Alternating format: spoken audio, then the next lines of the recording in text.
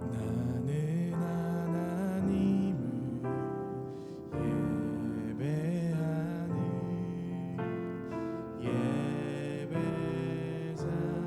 예배자입니다. 내가 서 있는 곳 어디서나 하나님을 예배합니다.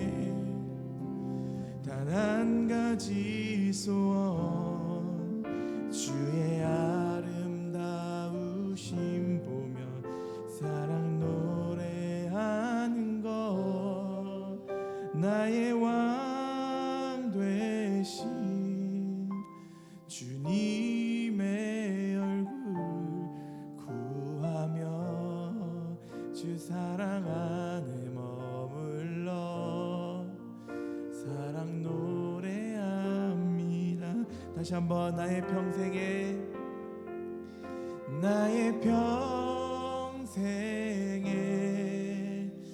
단 한 가지 소원 주의 아름다우심 보며 사랑 노래하는 것 나의 왕 되신 주님의 얼굴 구하며 주 사랑 안에 머물러 사랑 노래합니다. 아멘. 우리를 초대하신 그 주님의 사랑을 찬양합니다. 아멘.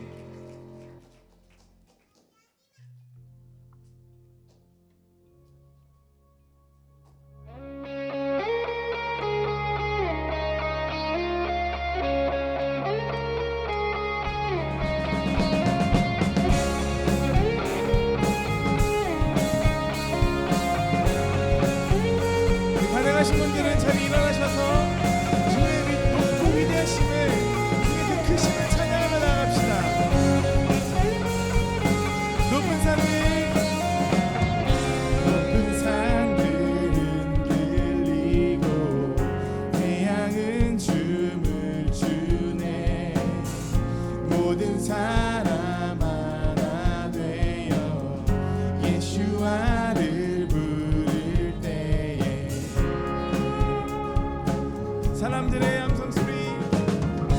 사람들의 함성 소리 거센 함성 듣나요 가난한 자 노래하며 구원의 주 맞이하니 아멘. 오 주님 당신의 오심을 거친 바다처럼 모든 나라에 넘치니 천국의 문을 열어 우리 주의 길을 예비하세 벽을 넘어서 목소리 높여 머리마다 부르는 노래 소망의 노래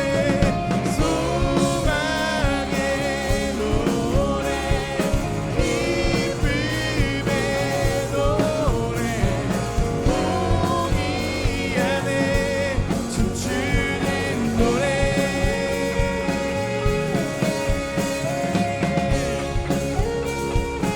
어둠은 물러가네 성도들 찬양할 때 그 찬양이 강가 죄악의 줄을 끊게 되리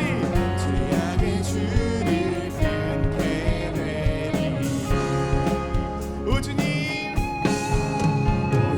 당신이 희년의 나팔이 울릴 것입니다. 천년과 노인이 다 나와 천국의 문을 열어 우리 주의 길을 예비하세 벽을 넘어서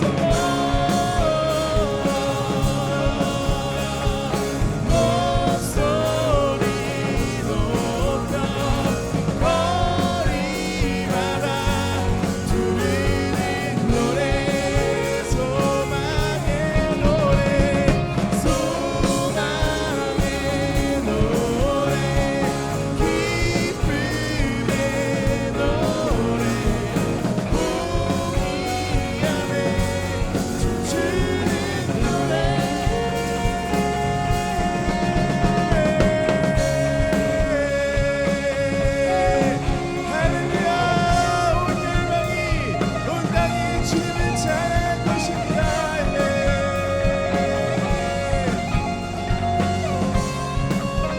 벽을 넘어서 벽을 넘어서 목소리 높여 거리마다 부르는 노래 소망의 노래 소망의 노래 기쁨의 노래 봄이 다시 한번 벽을 넘어서 벽을 넘어서 목소리 높여 거리마다 부르는 노래 소망의 노래 기쁨의 노래 봄이 안에 춤추는 노래 한 번 더 벽을 넘어서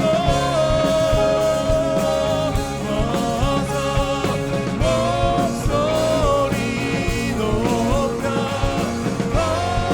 거리마다 부르는 노래 소망의 노래 소망의 노래 기쁨의 노래 우리 안에 춤추는 노래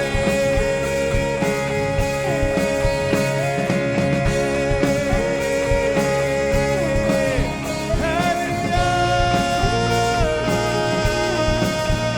온 열방이 주님의 공의 안에서 주님의 사랑 안에서 주님께 기뻐하며 외칠 것입니다. 아멘.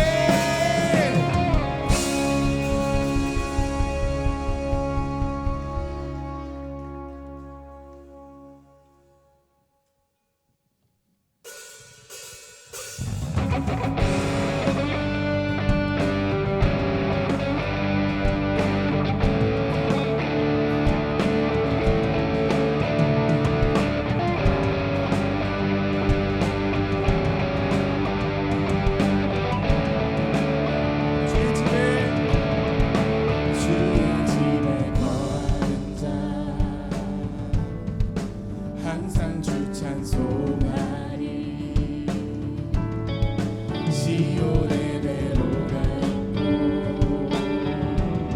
힘없는 자 복이 있네 다시 한번 주의 집에 거하는 자 항상 주 찬송하리 시온의 배로가 힘없는 자 복이 있네 주 얼굴 볼 때까지 힘을 얻어가리 들이소서 만군의 주 하나님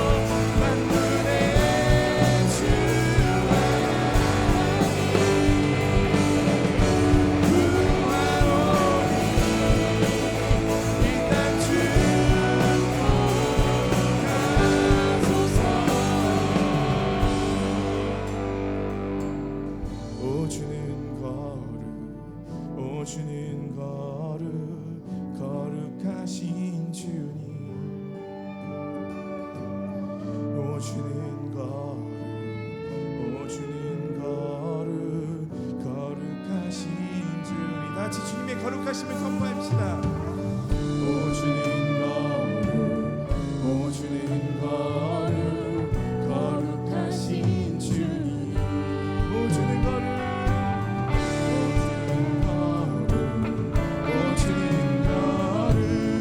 거룩하신 주님 오 주님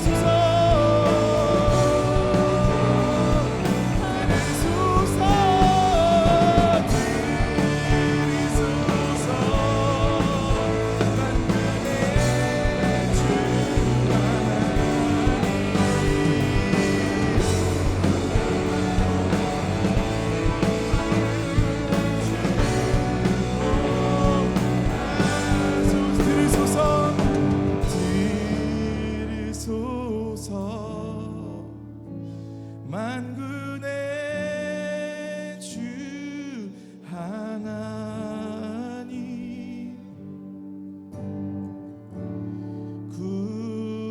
구하오니 이 땅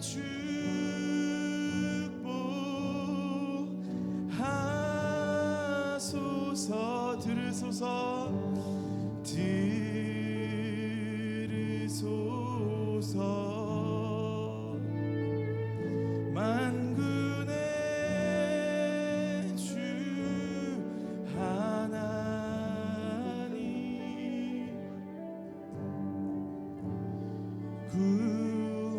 구하오니 이 땅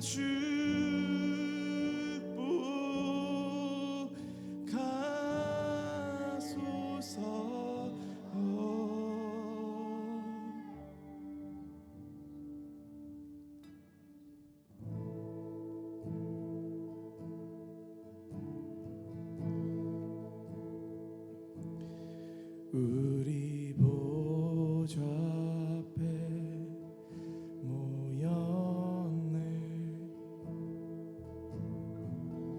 함께 주를 찬양하며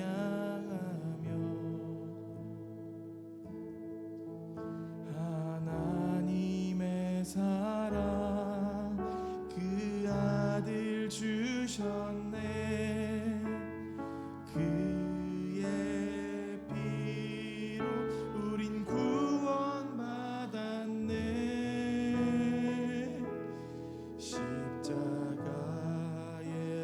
쏟으시 그 사랑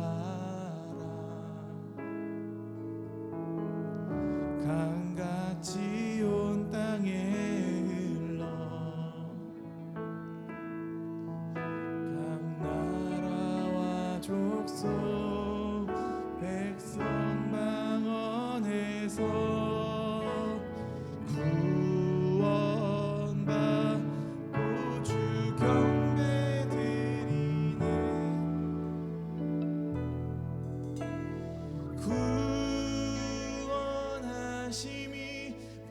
보좌에 앉으신 우리 하나님과 어린 양께 있도다 구원하시미 보좌에 앉으신 우리 하나님과 어린 양께 있도다.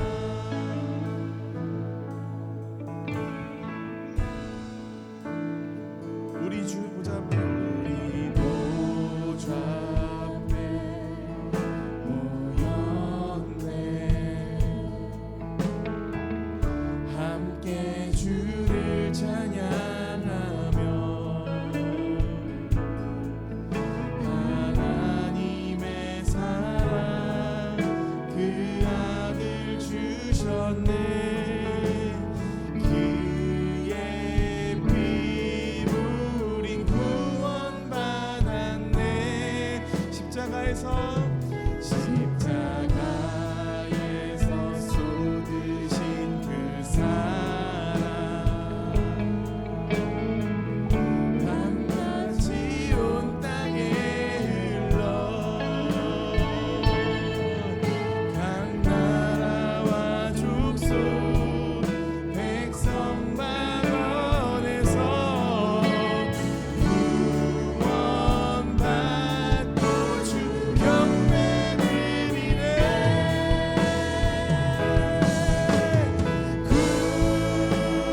구원하심이 보좌에 앉으신 우리 하나님과 어린 양께 있도다. 구원하심이 보좌에 앉으신 우리 하나님과 어린 양께 구원하심이 보좌에 앉으신 우리 하나님과 어린 양께 있도다. 구원하심이 보좌에 앉으신 우리 하나님과 다시 한번 구원하심이 보좌에 우리 하나님과 예수와께 우리 하나님과 예수와께 있도다.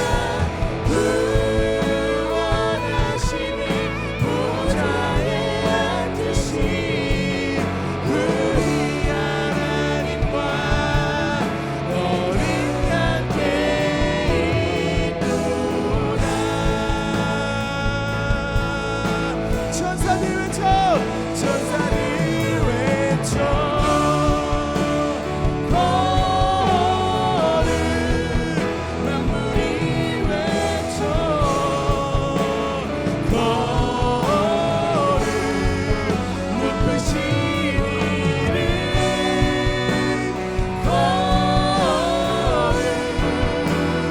거룩 영원히 주 백성 외쳐 주 백성 외쳐 거룩 왕의 왕 주께 거룩 주는 영원히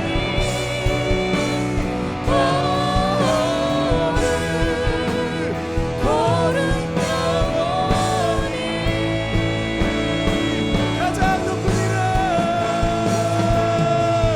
가장 높은 이름 가장 크신 이름 홀로 위대하신 이름 모든 통치보다 모든 통치보다 모든 능력보다 홀로 위대하신 이름 가장 높은 이름보다 가장 높은 이름 가장 크신 이름 홀로 위대하신 이름 모든 통치보다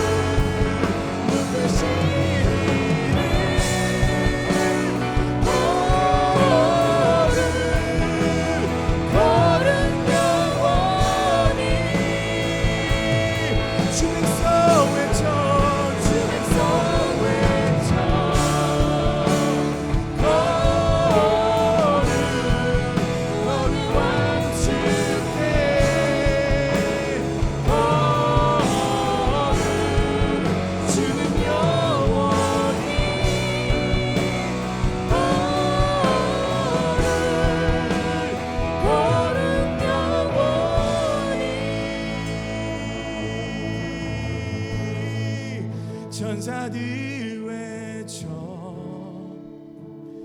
거룩 만물이 외쳐 거룩 높으신 이름 거룩 거룩 영원히 주 백성 외쳐 거룩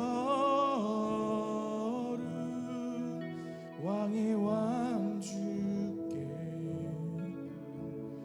거룩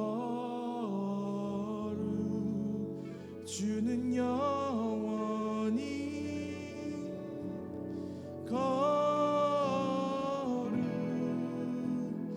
거룩 영원히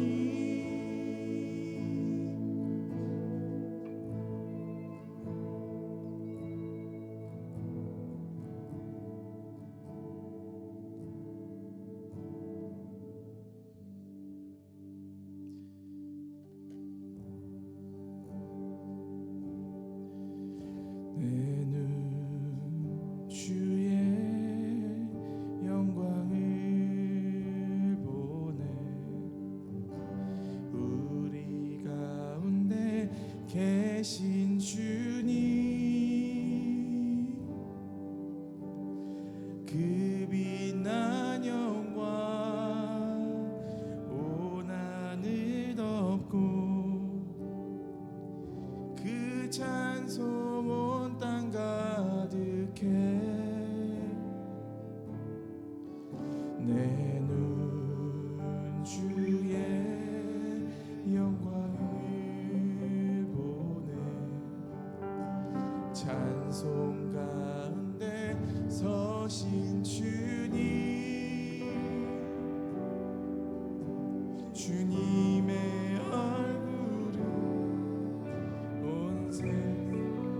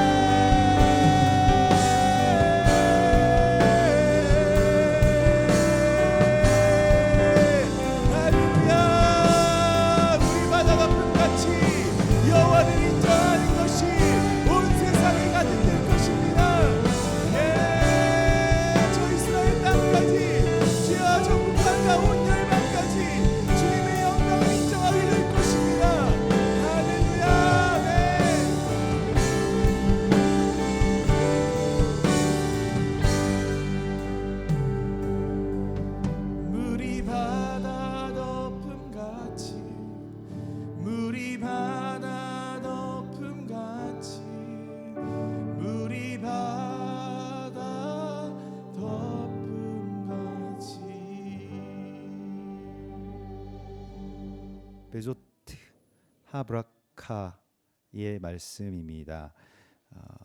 이번 주는 이제 초막절이 있는 주간이고요.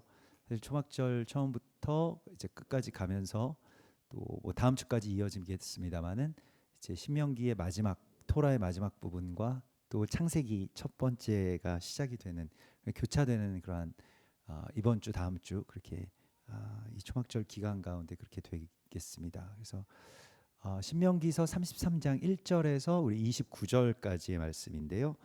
예, 제가 한 절, 여러분들께서 한 절 그렇게 교독하시겠습니다. 하나님의 사람 모세가 죽기 전에 이스라엘 자손을 위하여 축복함이 이러하니라.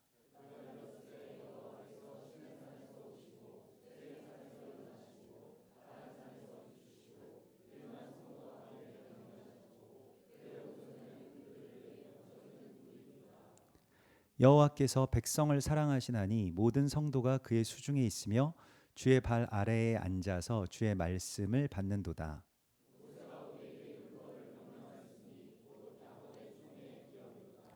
여수른의 왕이 있었으니 곧 백성의 수령이 모이고 이스라엘 모든 지파가 함께한 때로다.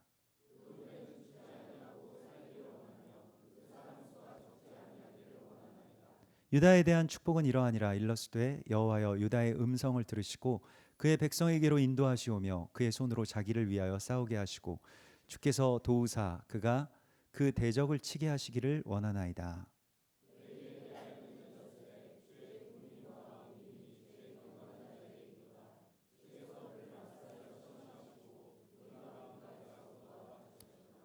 그는 그의 부모에게 대하여 이르기를 내가 그들을 보지 못하였다 하며 그의 형제들을 인정하지 아니하며 그의 자녀를 알지 아니한 것은 주의 말씀을 준행하고 주의 언약을 지킴으로 말미암음이로다.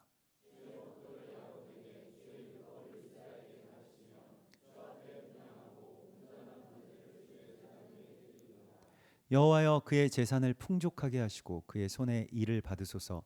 그를 대적하여 일어나는 자와 미워하는 자의 허리를 꺾으사 다시 일어나지 못하게 하옵소서.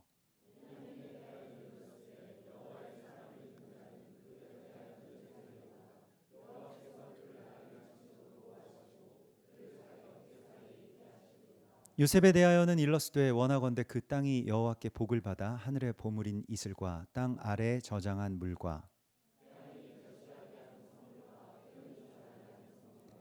옛 산의 좋은 산물과 영원한 작은 언덕의 선물과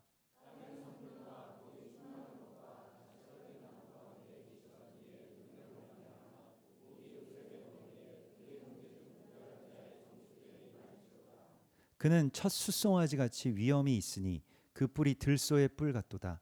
이것으로 민족들을 받아 땅 끝까지 이르리니 곧 에브라임의 자손은 만만이요 므낫세의 자손은 천천이리로다.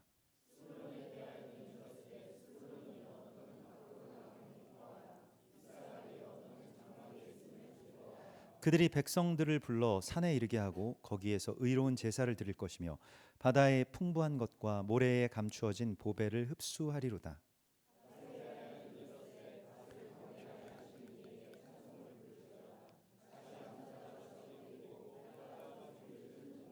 그가 자기를 위하여 먼저 기업을 택하였으니 곧 입법자의 분깃으로 준비된 것이로다. 그가 백성의 수령들과 함께 와서 여호와의 공의와 이스라엘과 세우신 법도를 행하도다.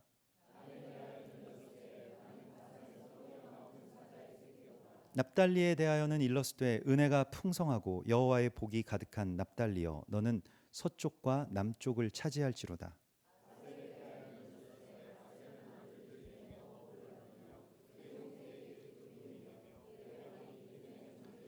내 문빗장은 철과 노시 될 것이니 내가 사는 날을 따라서 능력이 있으리로다.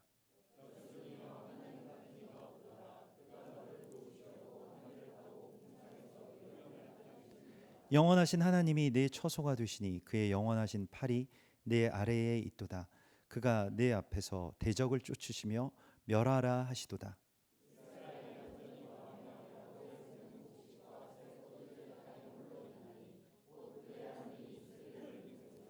다 함께 이스라엘이여 너는 행복한 사람이로다. 여호와의 구원을 너같이 얻은 백성이 누구냐. 그는 너를 돕는 방패시오 내 영광의 칼이시로다. 내 대적이 내게 복종하리니 네가 그들의 높은 곳을 밟으리로다. 아멘. 베조트하 브라카라고 불리우는 이 축복함이 이러하니라라고 하는 제목의 말씀이 토라의 마지막 마침표이자 뭐 어떻게 보면 뭐 결론이라고도 할 수가 있을 것입니다. 오늘 이 본문의 또 이 토라 포션의 제목이 되는 그 구절이 바로 1절에 있죠. 하나님의 사람 모세가 죽기 전에 이스라엘 자손을 위하여 축복함이 이러하니라 이렇게 되어 있습니다. 이것은 이제 죽기 전에 이스라엘 백성들에게 남긴 어떤 유언입니다. 지난주가 모세의 노래였다라고 한다면 이번 주는 모세의 유언이고요. 또 무언가가 이제 시작되는 그런 지점 가운데서 마지막과 교차되는 그 이야기가 우리의 모든 그런 시작과 끝이 이제 연결되어 있는 그런 이야기가 오늘 주님께서 우리에게도 주시는 말씀이죠. 그런데 여러분들은 어떠십니까? 평상시에 유언을 지금 작성해 놓으신 분들이 있으신지 잘 모르겠습니다. 유언을 작성해 놓으신 분이 계실까 모르겠네요.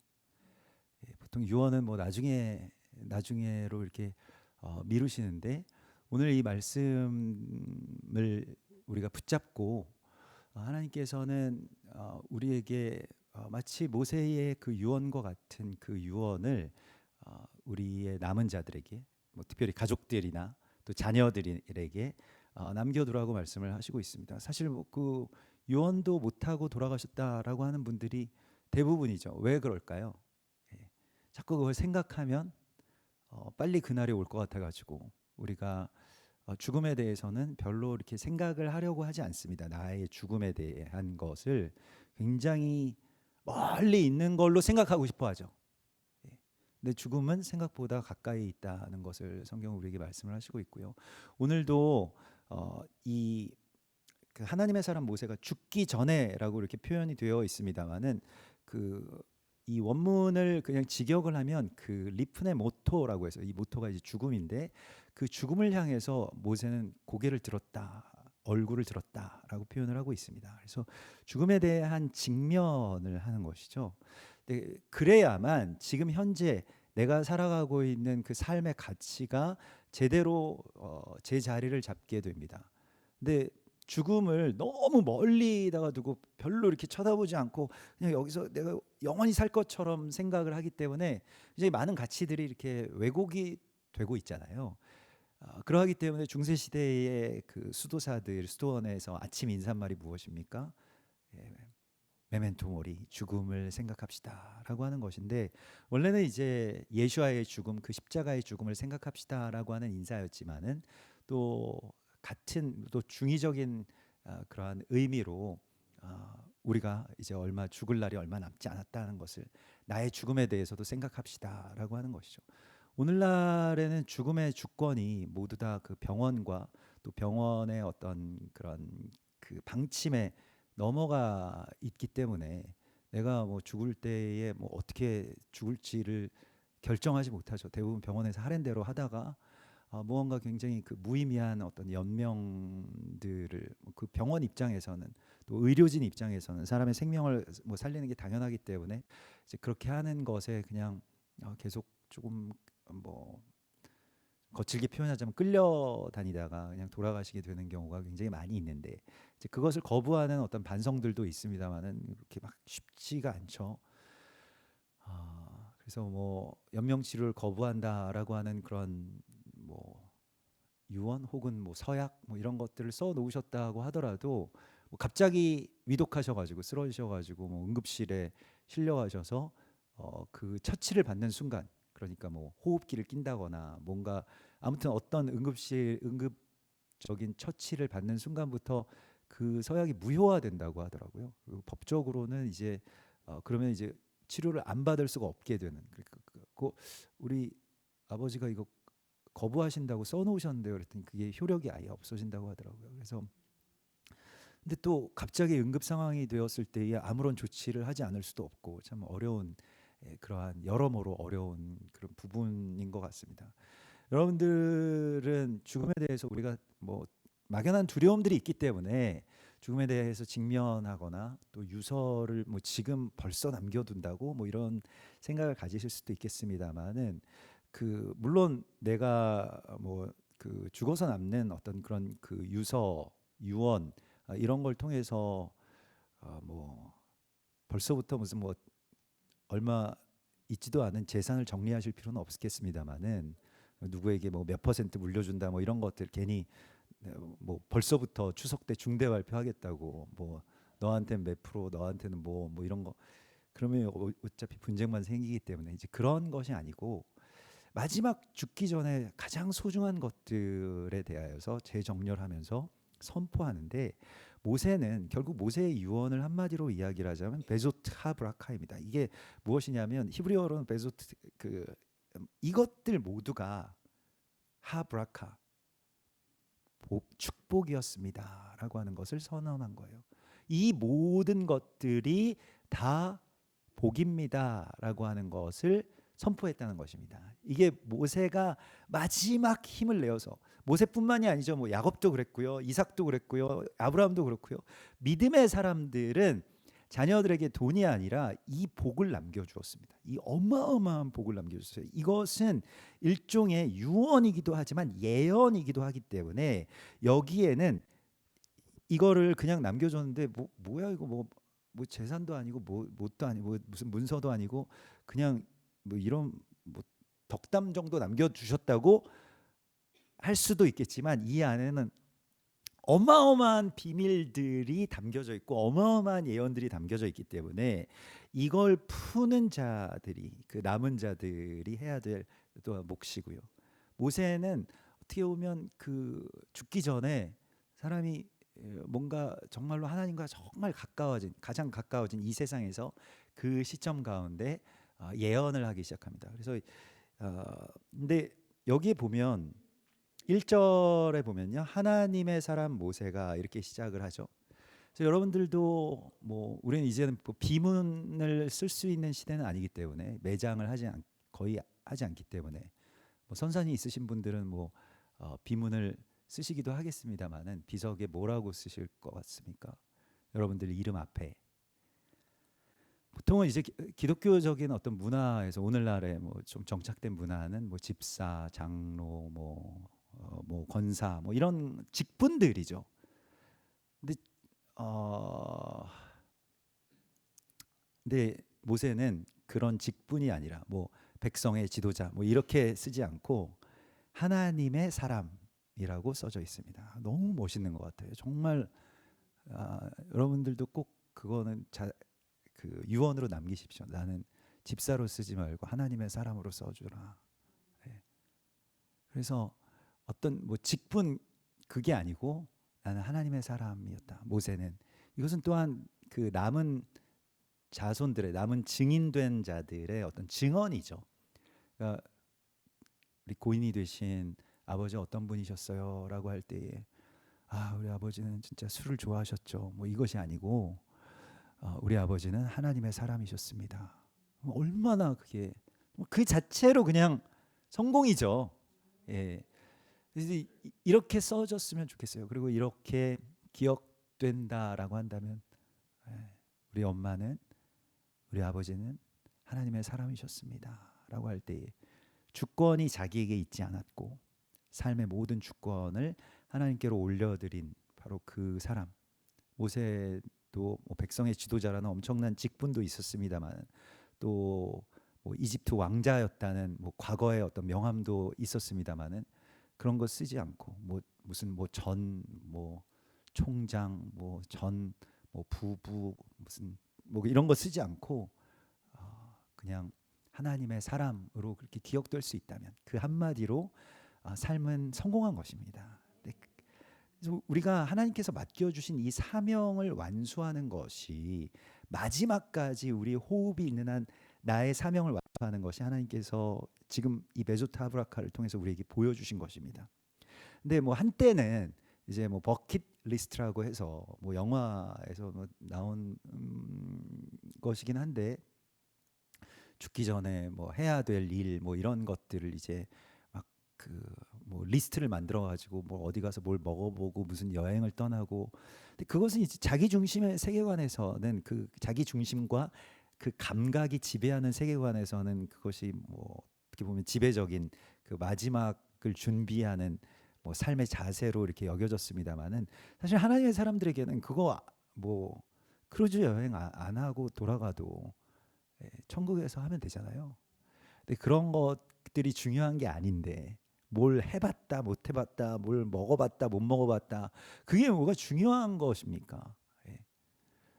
근데 하나님께서 맡겨주신 그 마지막까지의 사명을 완수했다라고 하는 것이 너무 중요하고, 그 마지막 지점에서 정말 모든 힘을 다 내어서 정말 모든 이때까지의 어떤 지혜로서 이 예언적인 축복을 하는 것, 이것이 우리의 마지막에 가장 중요한 일입니다. 그리고 그것을 꼭 돌아가실 때 병상에서 뭐 어떤 상황일지 우리가 잘 모르잖아요. 그러니까 그 예상 안 되는 그때에 내가 하면 되지라고 하는데, 대부분 제가 그런 그 마지막 임종 예배를 드리러 갔을 때에 계셨던 분들은 말씀을 대부분 하실 수 없는 상태가 대부분이셨습니다. 임종 그 시에.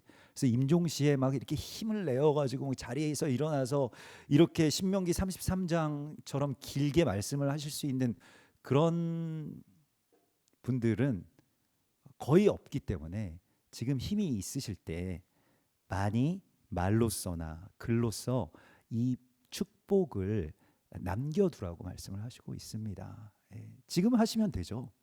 그리고 나중에도 계속 이것을 조금씩 매년 업그레이드 시켜가지고 그렇게 우리 자녀들에게 남겨주시면 되죠. 그래서 하나님의 사람인 모세가 축복한 것에 대하여서는 여기에 굉장히 많은 어떻게 보면 비밀들이 담겨져 있습니다. 지난주에도 모세의 노래 안에 구속사의 그 비밀들이 다 담겨져 있잖아요. 근데 오늘은 이 예언의 어떤 첫 마디 자체가 구속사의 모든 비밀들이 다 담겨져 있습니다. 이거 오늘 33장 2절을 보면요, 이렇게 되어 있죠. 여호와께서 시내산에서 오시고, 이렇게 되어 있습니다. 시내산은 무엇일까요? 상징적으로 시내산은 이스라엘 백성들이 오순절에 언약을 받은 곳입니다. 토라, 계명, 그리고 온 열방의 제사장 나라로 이스라엘을 세우시겠다. 너희가 즐겨 순종하면. 이것이 이제 시내산 언약이죠. 그래서 시내산에서 하나님께서 강림하셔서 마침내 말씀을 백성들에게 맡겨주셨어요. 그 말씀이 삶이 되도록 맡겨주신 것, 그 언약을 그 백성들에게 위임하여 주신 것이 시내산 언약입니다. 그게 첫 번째죠. 이건 이스라엘에 대한 언약이죠. 두 번째가 무엇입니까? 세일산에서 일어나셨다, 이렇게 되어 있습니다. 세일은 어디냐면 에돔 사람들이 살던 지역입니다. 에돔 사람들의 거처가 세일이에요. 그래서 그 세일은, 에돔은 무엇입니까? 에돔은 이스라엘의 전에는 원수되었던 형제이죠. 그래서 이 에돔의 남은 자라고 하는 그 뭐 어떻게 보면 관용적인 표현이 이 아모스서 9장 11절에서도 다윗의 장막을 주님께서 회복하실 때 에돔의 남은 자를 기업으로 얻게 하시려고 하신다라고 하는 것인데, 이것은 이방의 교회를 말하는 것입니다. 그래서 이 이방 교회를 통해서 하나님께서는 일어나시죠. 그래서 온 열방에 그 복음이 전파되기 시작하면서 이제 주님께서 이 세상을 창조하시고 지금도 다스리시고 앞으로 영원한 왕으로 오실 것이라고 하는 것을 이제 선포하는 그 복음이 전파되기 시작했죠. 그래서 여호와께서 일어나시기 시작한 것이 이제 세일산의 그런 언약이고요. 이것은 이제 기독교 혹은 이방의 교회의 어떤 시대를 의미한다고 볼 수가 있겠습니다. 그리고 세 번째가 바란산에서 이제 비추신다라고 되어 있습니다. 이 바란이라고 하는 것은요, 뭐 어디인지 정확하게 뭐 시내산처럼 그 뭐 여러 설만 있을 뿐입니다만은, 바란이라고 하는 그 이름의 뜻이 그 빛이 반짝반짝 빛나는 어떤 보석을 말해요. 그래서 장신구인데, 그 장신구 중에서도 좀 싼 거 말고 되게 비싼 거 있잖아요. 뭐 다이아몬드 같은 거. 그런 거는 이제 빛을 받으면은 빛이 막 쫙 멋있게 막 반사하는 것 아니게, 그 빛을 또 다시 비추는 것을 하지 않습니까? 그게 아름다움인데 그런 것처럼 신부의 단장을 의미하는데요. 이 신부의 단장인데 그래서 하늘에서 내려오는 새 예루살렘이 신부가 단장한 것 같더라 이렇게 되어 있는데 그 신부의 단장은 무엇으로 하는 것인가? 라고 할 때에 베드로서에서는 신부의 단장은 그 남편에 대한 전적인 순종을 통해서 일어난다라고 말씀을 하시고 있습니다. 근데 그것은 이제 뭐 실제적으로 여러분들이 뭐 그 남편분들에게 순종하시는 것도 그런 단장일 수 있겠습니다만은 별로 그렇게 생각 안 하실 겁니다. 다이아가 더 좋지 그런 단장은 나는 필요 없다 이렇게 생각하실 수도 있을 것입니다. 그냥 뭐 손톱이나 단장해야 되겠다 이런 생각을 하실 수도 있겠습니다만은 구속사적으로는 교회가 하나님의 말씀에 온전하게 순종하고요. 또 하나가 있습니다. 그 순종 이 순종이라고 하는 것에 대하여서 이게 이제 반짝이는 장식품으로 자기 자신을 아름답게 한다라고 할 때에 이걸 그 파란이라고 하는데 파란 이렇게 이야기를 하는데 그 파란의 그 어원이 되는 그 동사가 있습니다. 그러니까 항상 히브리어는 그 명사가 동사에서 비롯되는 경우가 거의 대부분인데 그 파르라고 하는 것은 그러면 막 예쁘다, 비싸다, 뭐 고급지다, 뭐 단단하다, 뭐 이렇게 될 것 같은데 그게 아니고 가장 아름다운 그 보석으로 장식이 됐다라고 하는 이 표현이 어느 동사에서 나왔냐면 변명하다라고 하는 말에서 나왔다는 것입니다. 이게 굉장히 중요합니다. 신부의 단장, 교회가 온전한 아름다움을 되찾는 것은요. 교회가 뭐 예배당이 아름답게 꾸며지고 성도들이 뭐 부흥하고 이런 것을 넘어서서요. 교회가 정말로 주님이 가장 바라시는 가장 아름다운 모습 있잖아요. 그 모습은 무엇이냐면 교회가 이제 세상과 이스라엘을 변호하는 것입니다.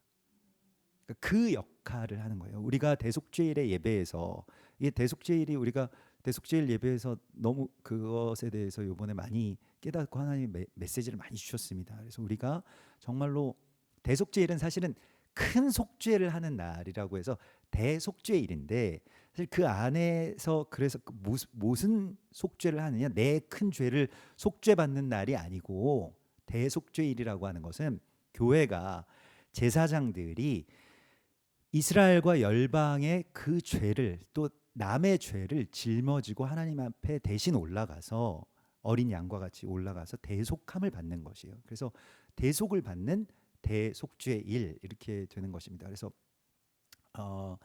이제 그것을 의미하는데 교회가 무엇을 해야 되느냐? 그래 어떨 때 주님 보시기에 가장 아름다운 신부인가라고 하면 우리가 은혜 받고 우리가 성장하고 부흥하고 이런 것을 넘어서서 이제 교회가 교회로서의 사명을 감당하는데 제사장으로서의 예배를 감당하는 것인데 이스라엘은 우리를 변호하고요. 우리는 이스라엘을 변호하는 것입니다.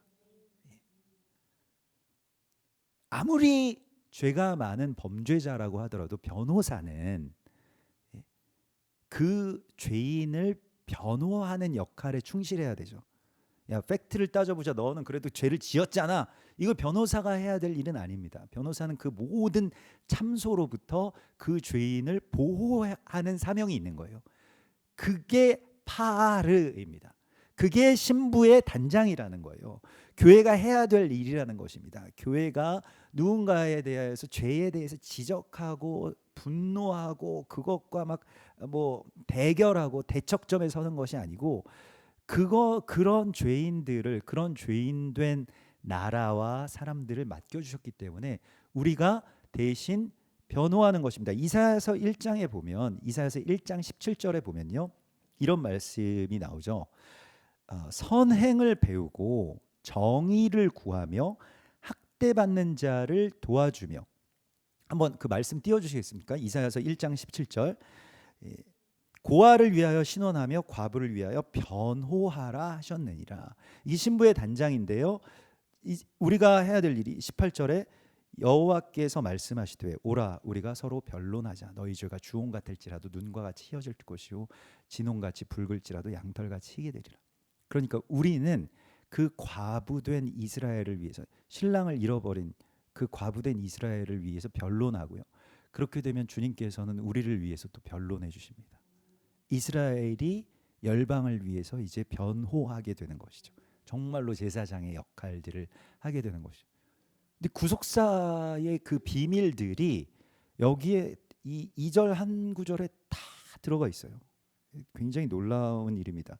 이게 그 바란이라고 하는 바란산에서 비추신다라고 할 때 그 바란이라고 하는 그 지명이 한 번 더 나오는데 하박국서에 보면 하박국 선지자를 통해서 하나님께서 예언하게 하시는데요.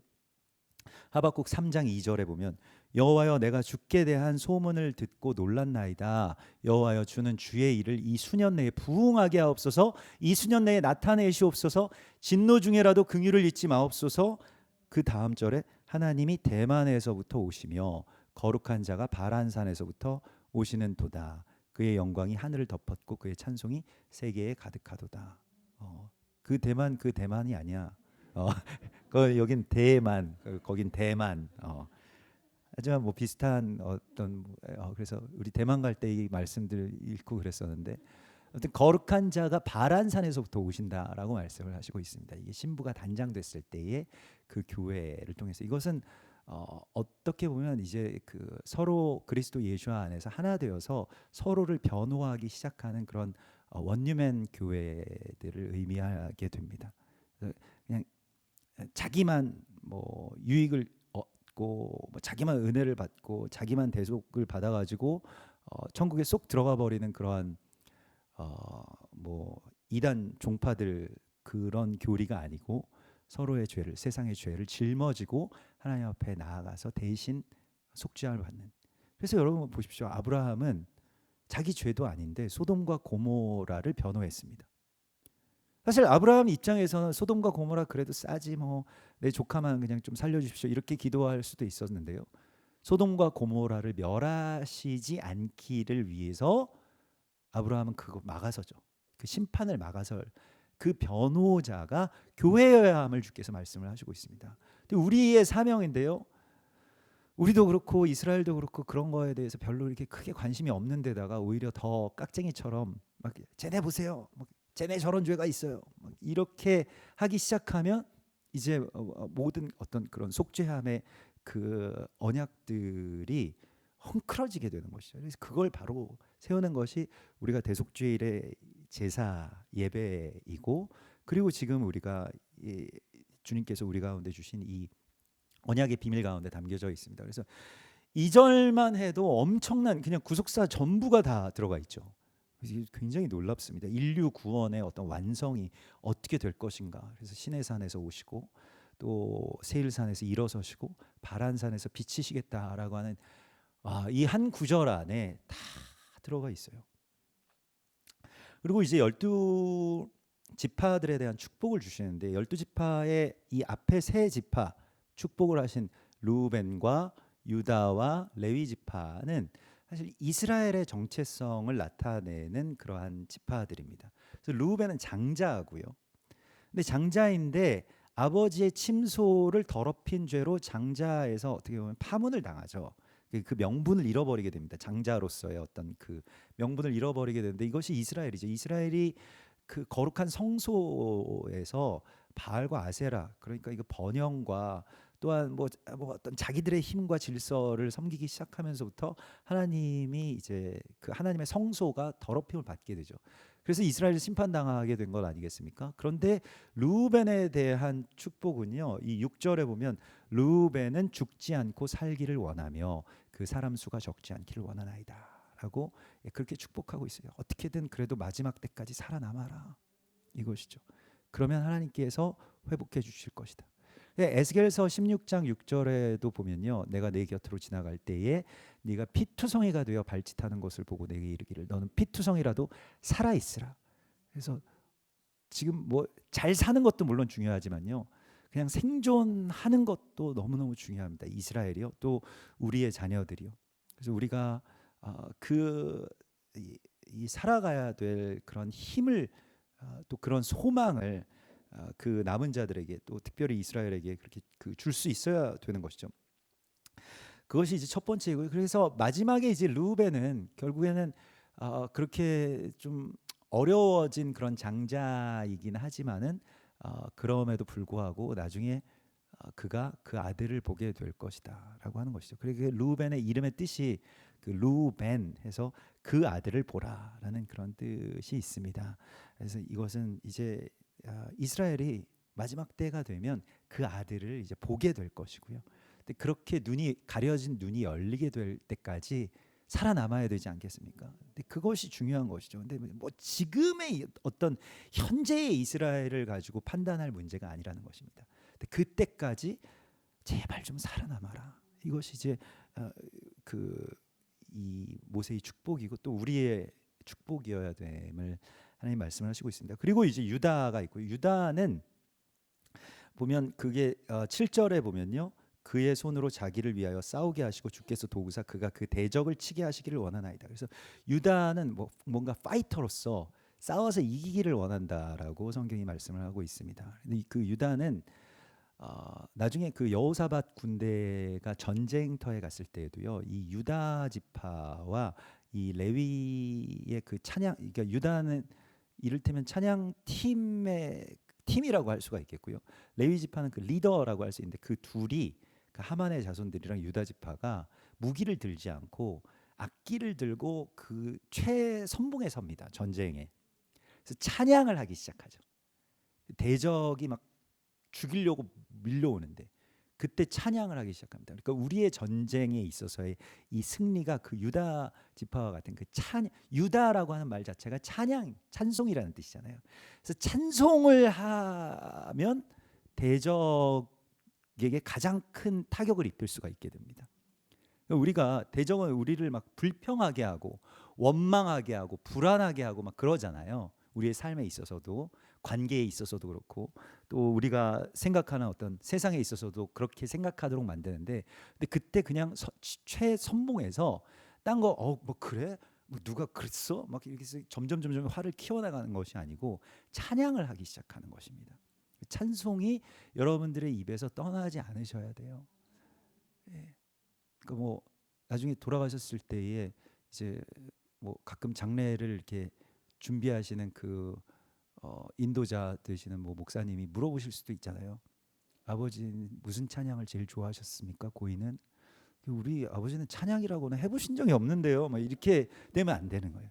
계속 찬송이 그냥 끊임이 없고 모든 찬송을 다 좋아하셨죠. 근데 그 중에서도 이걸 좋아하셨습니다. 이렇게 돼야 되는 것이거든요.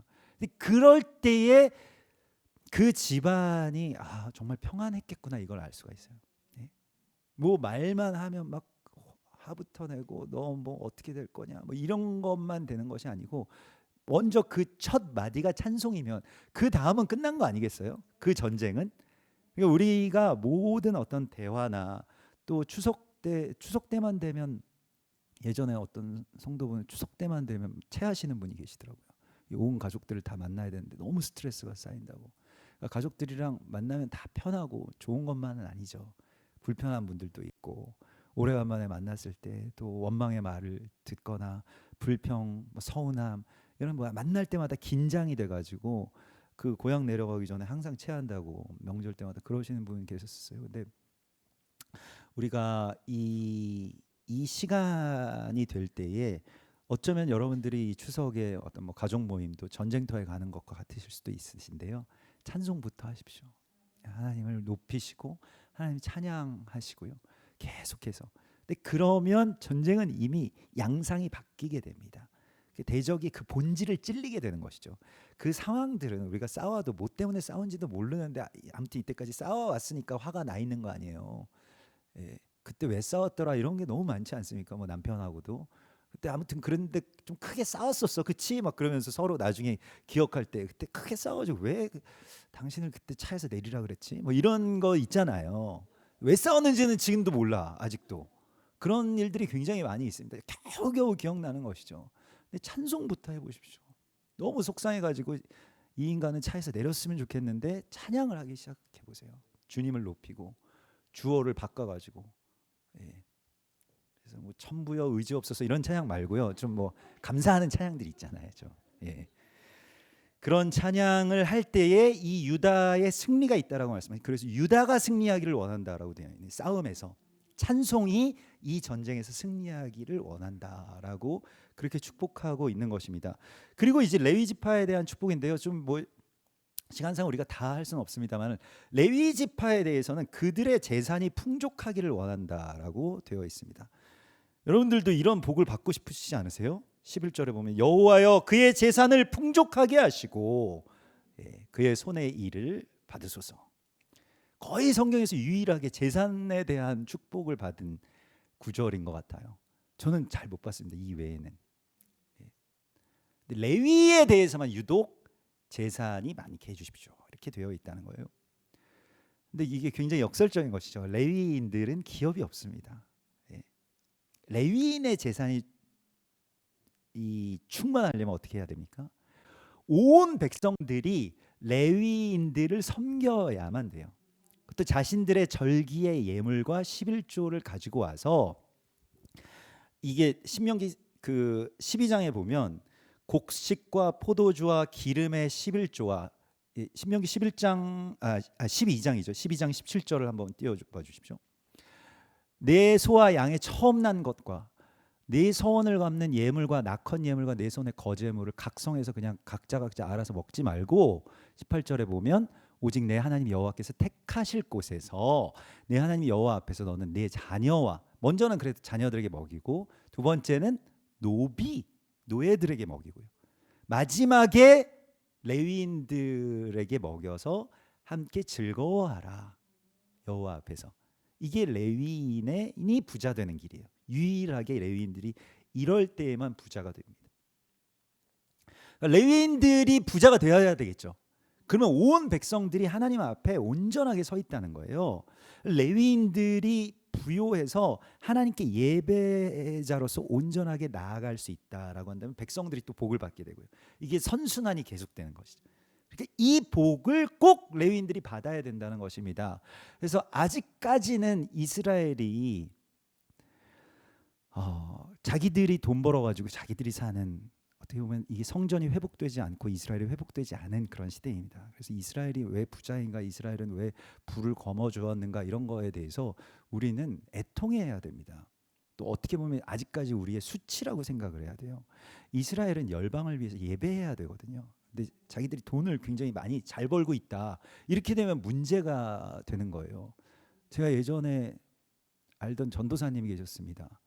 저랑 같은 시기에 신학을 해가지고 전도사가 되셨는데 그분은 그 전도사 뭐라고 이렇게 제가 평가할 수는 없습니다만 전도사인데 돈을 굉장히 많이 버는 전도사님이었어요. 그래서 막 운전 기사도 있는 어떤 사업가셨는데 이제 부르심이 있어서 사업도 하시면서 이제 전도사도 하시고 그래서 바쁘셔가지고 잘 사역은 못 하시지만 만나면 밥을 사주셨거든요. 되게 맛있는 밥을. 그래서 밥을 얻어먹으면서 과연 저 삶은 어떤 삶일까?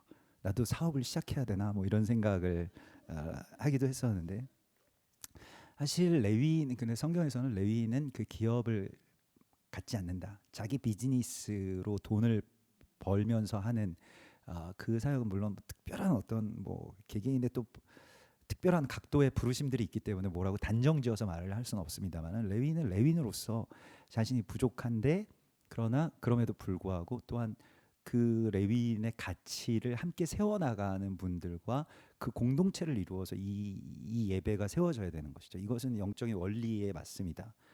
예. 그래서 저는 그 사업을 할 생각이 없거든요. 예.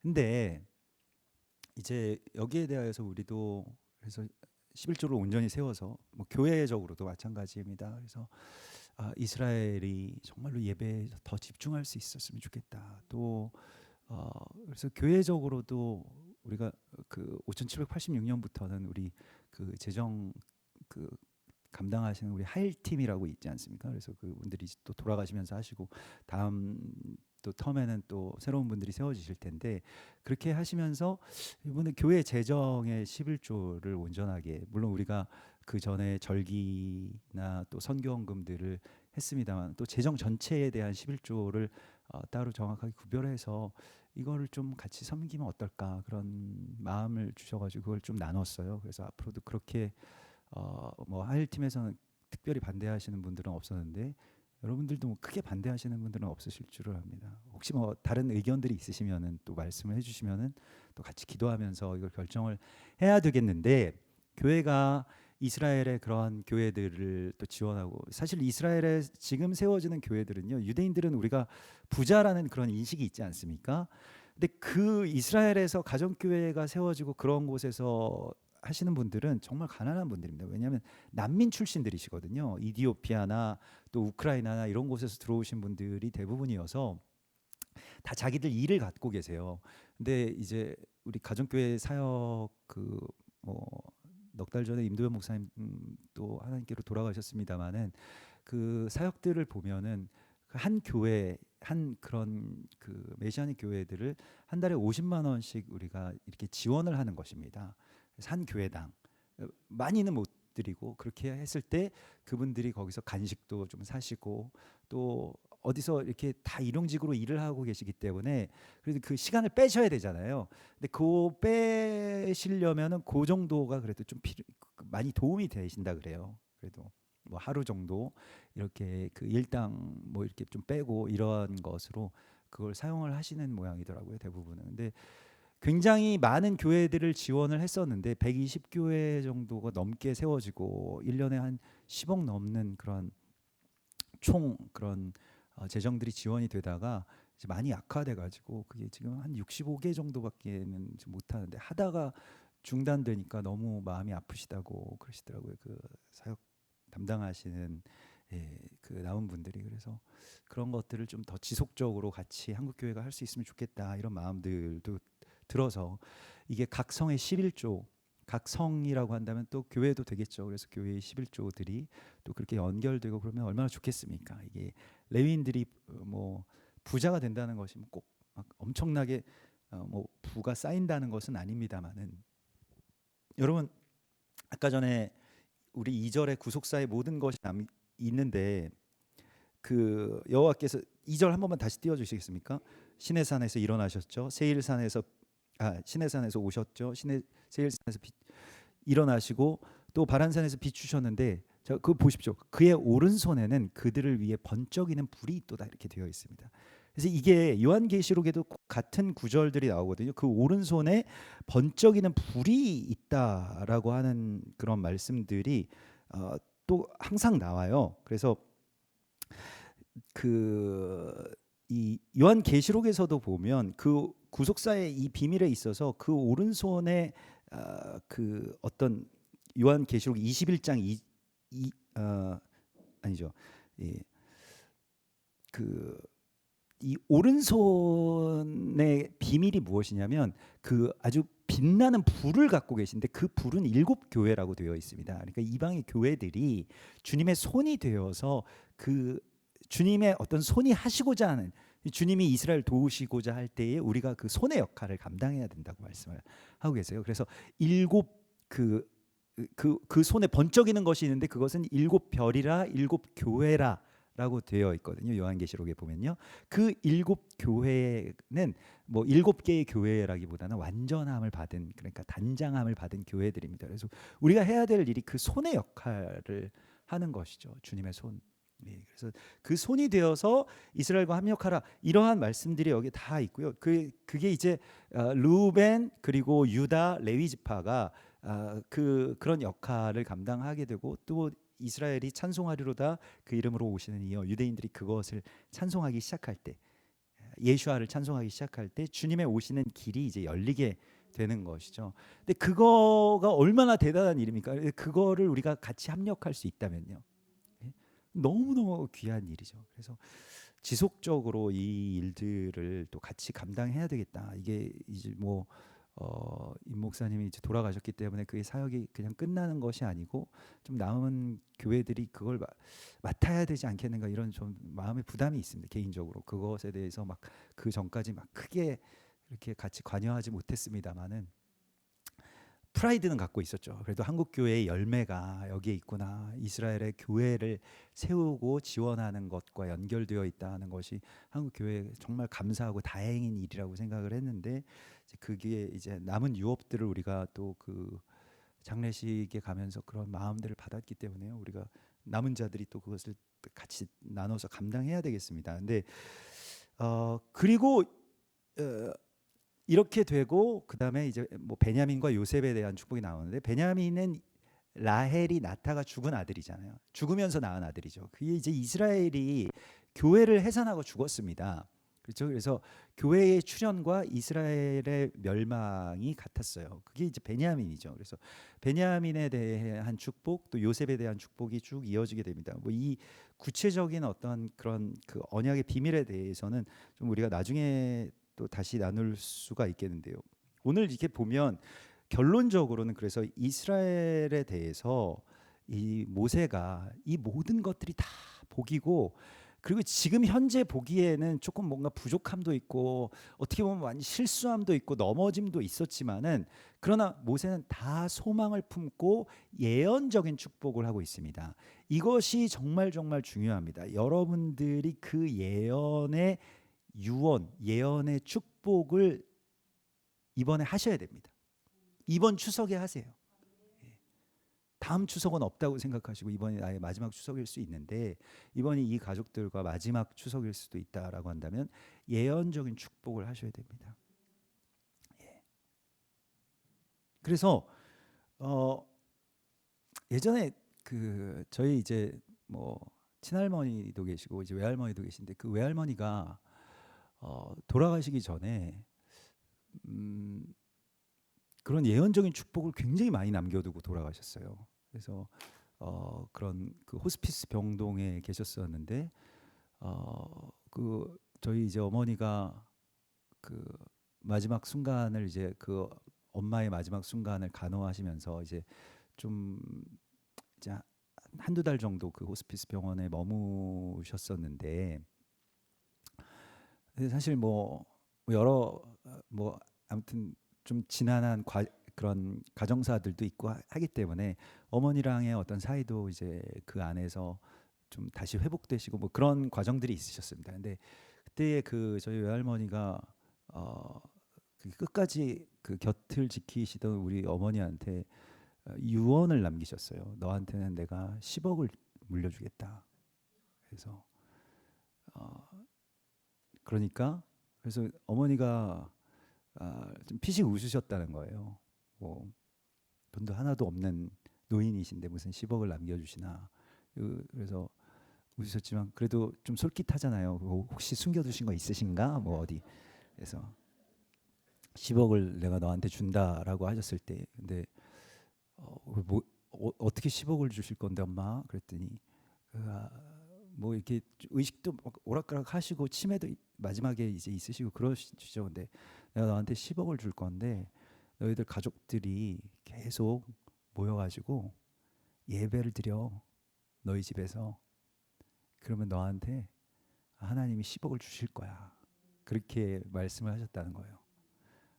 지금 예언적인 유산이죠. 10억 없지만은 줄 수 있거든요. 선포하는 것이죠. 그 내가 안 줘도 하나님이 주시면 주는 거잖아요.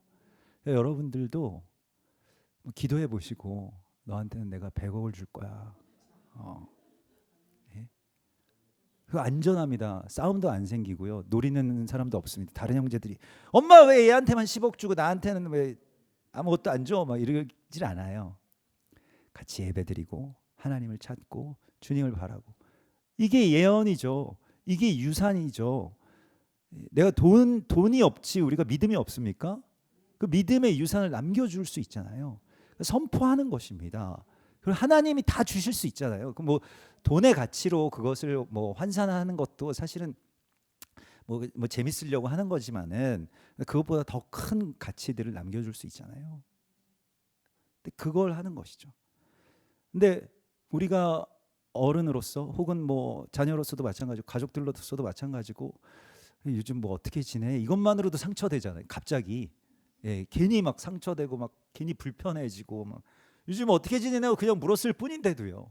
그러니까 그런 것도 묻지 말래잖아요. 그럼 무슨 말을 하려는 거예요? 이거 뭐 도대체 예? 어떻게 지내냐고 못 묻는 이 세상에서 그럼 뭐 나 시집 가란 얘기인가? 뭐 나 좀 취직하란 얘기인가? 나 지금 이번에 뭐 어디 대학 붙었냐는 얘기인가? 뭐 이렇게 된다는 거 아니에요. 그러니까 그런 거 말고 하나님께서 너를 통해서 이런 일들을 이루실 거야라고 하는 것에 대한 어떤 선포, 약속, 그 언약의 통로로서 그 말을 해야 될 거 아니겠습니까? 우리가 걱정이 아니고 야 너 그래가지고 너 어떻게 이 험한 세상을 뭐 어떻게 살아나갈래 니네가 지금. 근데 이런 말을 해서는 안 되는 것이거든요. 제가 우리 자녀들을 보면은 걱정이 많이 되죠. 얘네가 과연 이거 살 수 있을까? 군대는 가서 어떻게 버틸 수 있을까? 뭐 이런 생각들이 막 자녀들 볼 때마다 있잖아요. 저도 아이들 볼 때마다 이 험한 세상을 너희들 어떻게 살아갈래? 막 있는데 그게 아니거든요. 예언은 그건 한탄이고 예언은 너는 정말 복된 자이기 때문에 이 세상이 이렇게 험해졌지만 네가 부드럽게 만들어라. 이렇게 선포하는 것이거든요. 그게 이제 우리의 사명이라고 주님께서 말씀을 하시고 있습니다. 그래서 마지막으로 모세가 이렇게 말하죠. 26절에 여수르니여 하나님 같은 이가 없도다 이렇게 말하고 있습니다. 이게 이스라엘에 대한 최고의 애칭이에요. 여러분들도 가족들에 대해서나 뭐 자녀들에 대해서 애칭을 갖고 계신 분들도 있죠. 뭐 찡찡아, 뭐 허니, 뭐 달링, 뭐 이렇게 애칭으로 부르실 때 있잖아요. 정말 기분 좋을 때만 그러잖아요. 그렇죠? 뭔가 좀 불만족스럽고 그러면 갑자기 뭐 김창석 씨 왜 그러시는 거예요 지금? 이렇게 나오죠. 냉정하게. 네, 뭐 달링 뭐 이렇게 김창석 집사 죄송합니다. 갑자기 생각나가지고 그러시지 않을 텐데 죄송합니다. 실존 인물이셨네. 예, 죄송합니다. 제가 갑자기 생각나는 이름이어가지고 예, 죄송합니다. 근데 아무튼 그런데 여수르나 이렇게 부르고 있어요. 여수르는 정말 복되다라는 뜻이고 그 자체가 복되다라는 뜻이고요. 너는 행복자로다 이렇게 말을 하고 있습니다. 여수르나 26절에 하나님 같은 이가 없도다. 또 29절에 이스라엘이여 너는 행복한 사람이로. 다 그게 이 여수른의 어원이 되는 야셰르에서 있는 것인데 야셰르는 곧다라는 뜻이에요. 행복은 무엇이냐면 하나님의 말씀을 내가 고지곧대로 그냥 다 믿고요. 그걸 고지곧대로 다 행하는 것입니다. 그러니까 하나님의 말씀이 내 안에 전혀 왜곡되지 않고 그대로 들어와서 그대로 나가는 거예요. 삶으로. 그게 행복입니다. 그러니까 그게 여수른이에요. 그럴 때 주님은 우리에게 이러한 애칭으로 부르십니다. 여수른아, 너무 예뻐 보이시는 거예요. 근데 여수른이여 너는 행복한 사람이로다. 이거 그냥 끝난 거잖아요. 이렇게 되면 이게 행복이라고 하는 것이 막 주변의 환경이나 사람이나 뭐 때문에 지금 이게 행복이 안 되고 뭐가 없어서 안 되고 이런 게 아니라 선포가 없어서 안 되는 것입니다. 우리가 지금 사실은 굉장한 어떤 행복을 느끼고 감사하고 선포해야 되는 그런 시간에 행복을 못 느끼고 있다는 게 문제가 되는 거예요. 전 세계 행복 순위가 매년 발표가 되는데 그래서 제가 작년에도 이 말씀 준비하면서 행복 순위 찾아봤거든요. 행복이라고 하는 단어가 성경에 거의 나오지 않기 때문에 한국은 행복 순위가 몇 위인가라는 것을 봤습니다. 근데 한국이 작년에 52위였고요. 올해 지금 현재를 기준으로 해서 6위가 더 하락해가지고 58위입니다. 전 세계에서. 뭐 어떻게 보면 우리가 받은 복보다 행복감을 못 느끼는 세상에 살고 있어요. 그 소득 순위 뭐 그러니까 5천만 명 이상의 인구를 가진 좀 큰 나라 가운데 소득 순위가 6위거든요, 우리나라가. 근데 행복 순위는 58위라는 거예요.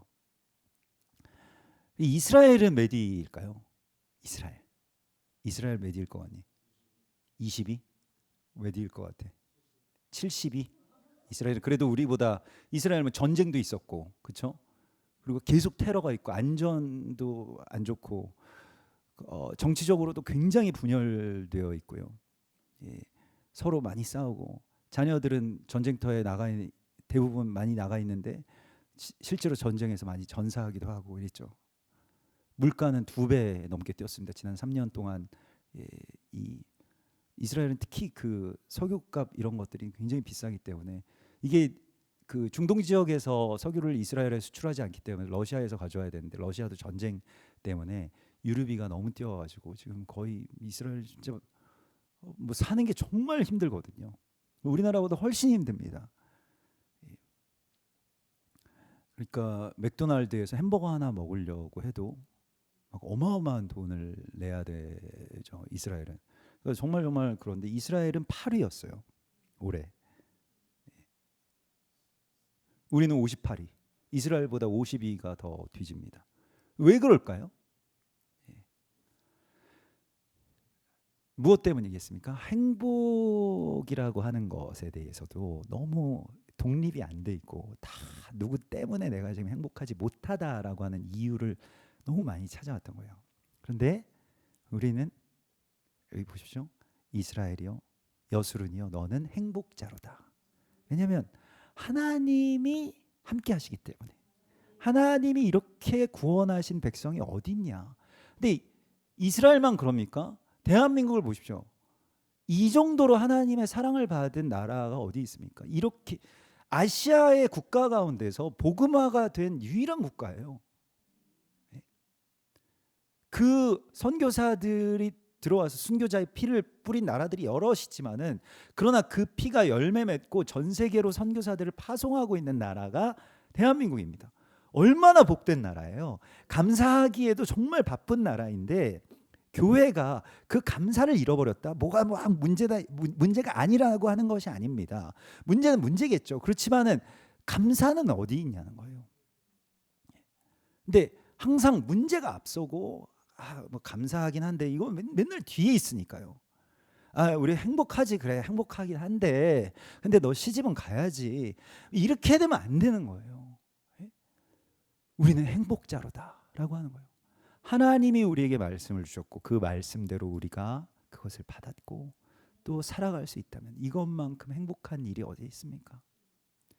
저는 예전에 이 말씀 아직도 기억이 나는데 항상 이 말씀 볼 때마다 예전에 되게 부잣집이었는데 그 사업을 하시다가 이제 뭐 이렇게 좀 잘못되시는 경우가 있잖아요. 그래서 잘못되셔가지고 다 압류가 되고 그래서 다 가지고 갔나 봐요. 그래서 다 압류가 되고 다 뺏기고 하나 남은 게 이제 소파예요. 소파. 근데 그 가정에 신방을 갔는데 소파가 너무 좋은데 그거 하나 딱 있는 거예요. 텅 비었어요. 우리 권사님이 이렇게 앉아 계신데 너무 그 슬픔이 막 그냥 느껴져요. 그냥 그 집 자체가 너무 슬퍼요. 자녀들도 없고 남편은 어디 나가서 잘 안 들어오신다고 하고 그래서 그 원사님이랑 저랑 이제 예배를 드리는데 준비해간 말씀이 아니라 갑자기 이 말씀을 주셨습니다. 이스라엘이여 너는 행복한 사람이로다. 그래서 권사님, 하나님이 권사님이 행복한 사람이래요. 권사님처럼 이렇게 구원을 얻은 또 이런 가정이 어디 있냐고 물어보십니다. 아무 말씀이 없으시고 그냥 계속 우세요. 그래서 저도 같이 한참을 그렇게 앉아 있다가 예배를 마쳤었는데요. 행복이라고 하는 것은 우리의 선언으로 시작되고 완성되는 것입니다. 모세는 이스라엘 얼마나 걱정되겠어요. 나 없으면 너희 어떻게 갈래? 있을 때도 이랬는데 앞으로 어떻게 살래? 앞으로 가나안 땅 어떻게 갈래? 그런데 이제 어떻게 할 거야? 이런 말을 하지 않습니다. 이스라엘이여 너는 행복한 사람이로다. 이게 그의 유언이었고 삶의 결론이었습니다. 그리고 이것이 토라 전체의 결론입니다. 우리에게 행복한 사람이라고 말씀하고 계세요. 이 말씀을 우리가 받고 또 이 말씀을 여러분 이번 추석 때 꼭 선포하시는 그러한 행복의 선포자들 되시기를 주의 이름으로 축원합니다.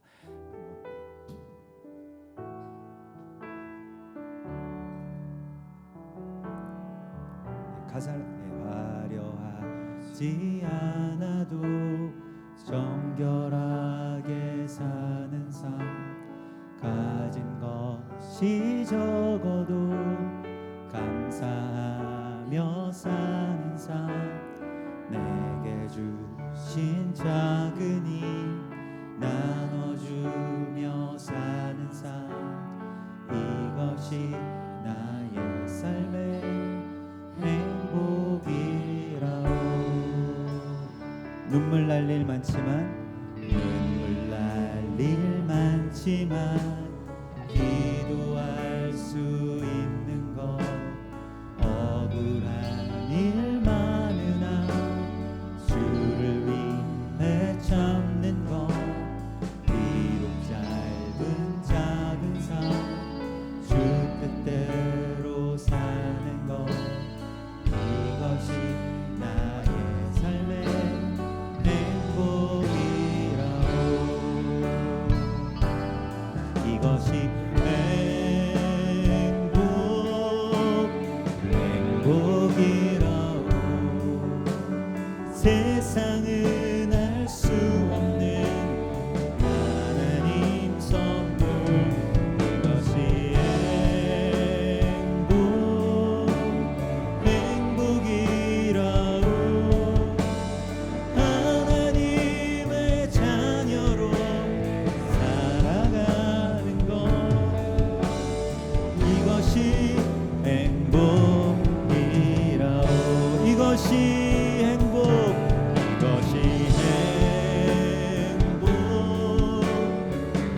행복이라오 세상은 알 수 없는 하나님 선물 이것이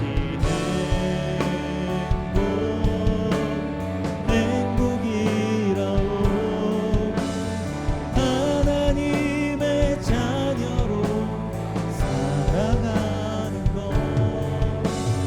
이것이 행복이라오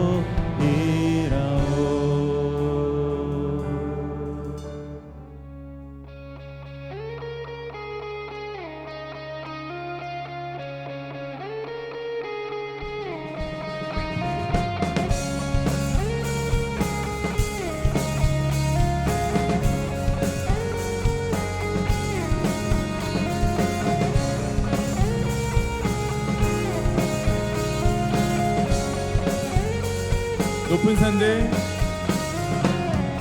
높은 산